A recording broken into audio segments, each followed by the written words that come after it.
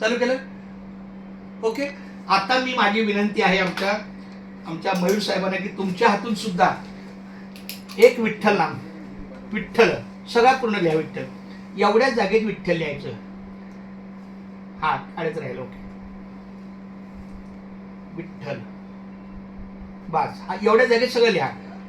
आता तोंडाने बोलायचं रामकृष्ण हरी, रामकृष्ण हरी आणि विठ्ठल केशवा, विठ्ठल केशवा, गोविंद माधवा. गोविंद माधवा. हा तुम्हाला कळलं का मुद्दा? म्हणजे एकच तुमचं नामस्मरण आहे, विठ्ठल विठ्ठल खाली लिहत राहायचं.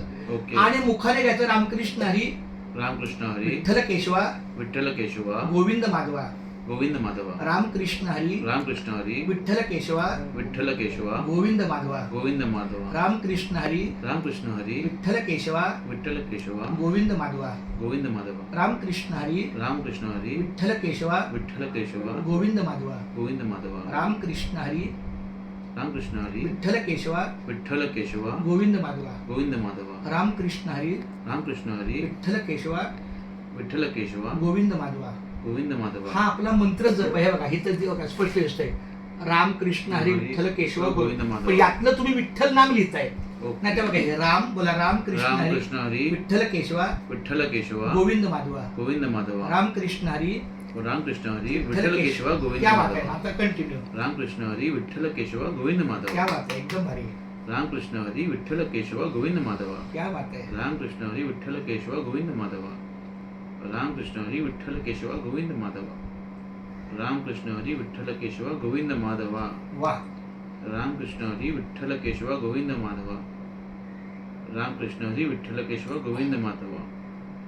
रामकृष्ण हरी, विठ्ठल खूप छान. केशवा, गोविंद माधवा.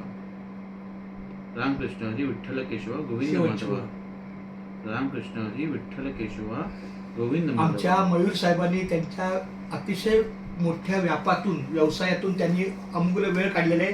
तर माझी एक विनंती आहे, जेव्हा तुम्ही आता पहिली वेळ लिहिलं असेल एवढं लेखन, म्हणजे नामस्मरणाचं लेखन हो. तुमच्याकडून, तर तुमच्या अंतर्भावातली एक दोन शब्दातली व्याख्या सांगा. हे कसं वाटलं तुम्हाला? हे सगळं करण्यासाठी एक नशीब लागतं. काय बात आहे. अजून आज नशीब आहे म्हणून आम्ही दोघं एकत्र समोर बसलो. खूप छान. त्यांच्या वडिलांचं नावही चंद्रकांत, माझ्या वडिलांचं नावही नाही, चंद्रकांत. माझं नाव चंद्रकांत, तुमच्या वडिलांचं नाव आहे. माझ्या वडिलांसारखं हे माझ्या पाठीशी उभे राहून खूप छान. मला हे नामस्मरण करायला सांगतायत. म्हणजे आपल्याला कोणतरी एक वडीलधारी माणूस लागतो. खूप छान. माझ्या वडिलांच्या रूपात त्यांनी मला सांगितलेलं आहे. त्यामुळे मी प्रत्येकाला सांगतो रामकृष्ण हरी, विठ्ठल विठ्ठल केशवा, गोविंद माधवा. आणि माझी एक नाम विनंती जपा. आहे की तुमच्या 24 तासाच्या मोठ्या व्यापातून आता बघा एक ओळ लिहायला तुम्हाला फक्त 35 सेकंड लागले, हो. म्हणजे 40 सेकंद, 1 मिनिट धरा.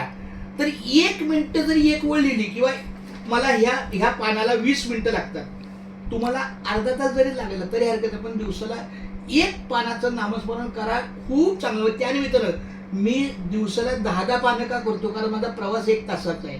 मग पनवेल ते कुर्ला चुनाभट्टी 1 तास, जाताना चुनाभट्टी ते पनवेल 1 तास, आणि सकाळी उठल्यावर 1 तास, आणि संध्याकाळी झोपताना 1 तास. हे 4 तास माझं हे नामस्मरण, नामसागर, नामलेखन चालूच असतं.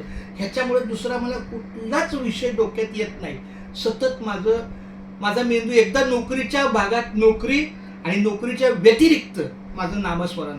तर ही पुण्यनगरी मी आलो, मला बरं वाटलं, प्रसन्न वाटलं, आणि म्हणून मी आमच्या रोहिदास महाराजांच्या चरणाशी अर्पण करून माझं नामस्मरण थांबवलेलं आहे.